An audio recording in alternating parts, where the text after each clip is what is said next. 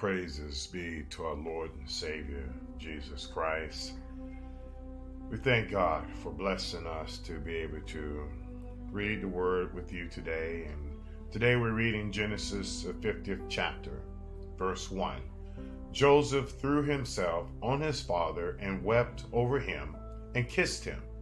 Verse 2.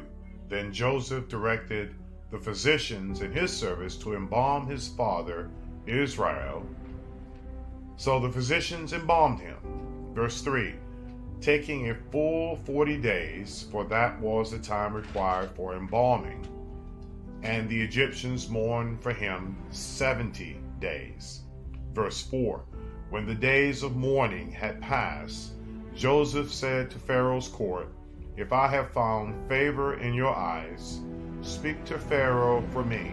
Tell him," verse 5, "My father made me swear an oath and said, I'm about to die.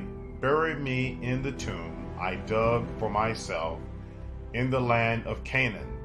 Now let me go up and bury my father, then I will return."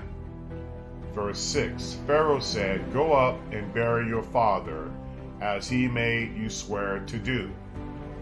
Verse 7, so Joseph went to bury his father. All Pharaoh's officials accompanied him, the dignitaries of his court and all the dignitaries of Egypt.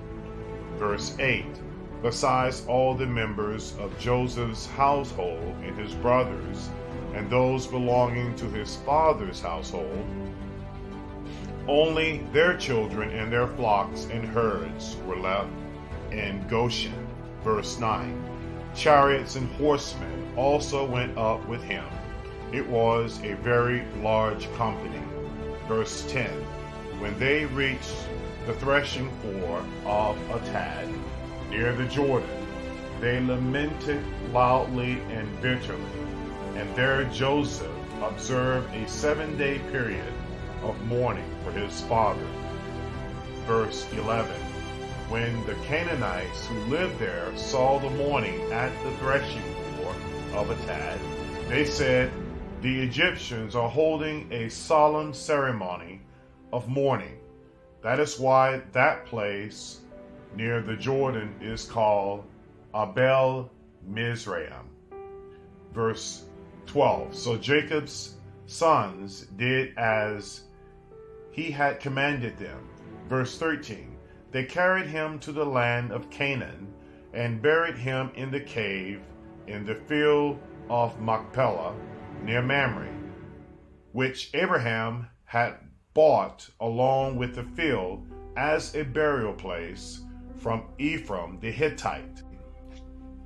Verse 14, after burying his father, Joseph returned to Egypt, together with his brothers and all the others who had gone with him to bury his father. Joseph reassures his brothers.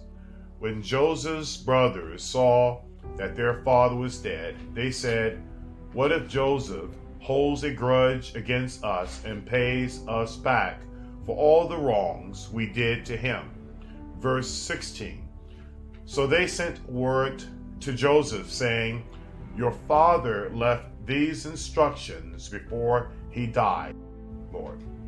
Verse 17, this is what you are to say to Joseph.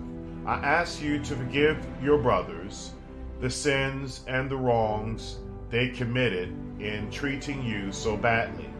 Now please forgive the sins of the servants of the God of your father. When their message came to him, Joseph wept. Verse 18, his brothers then came and threw themselves down before him. "We are your slaves," they said. Verse 19, but Joseph said to them, "Don't be afraid. Am I in the place of God?"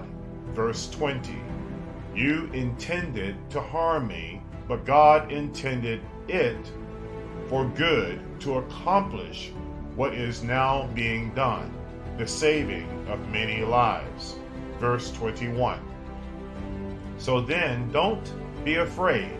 I will provide for you and your children. and he reassured them and spoke kindly to them. The death of Joseph. Verse 22. Joseph stayed in Egypt along with all his father's family. He lived 110 years. Verse 23. And saw the third generation of Ephraim's children, also the children of Machir, son of Manasseh, were placed at birth on Joseph's knees. Verse 24. Then Joseph said to his brothers, I am about to die, but God will surely come to your aid and take you up out of this land to the land he promised on oath to Abraham, Isaac, and Jacob. Verse 24. And Joseph made the Israelites swear an oath and said, God will surely come to your aid, and then you must carry my bones up from this place. Verse 26.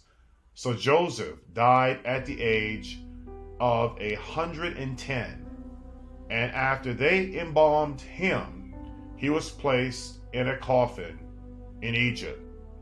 May God be praised, and may God receive the glory for the reading of his divine and holy words.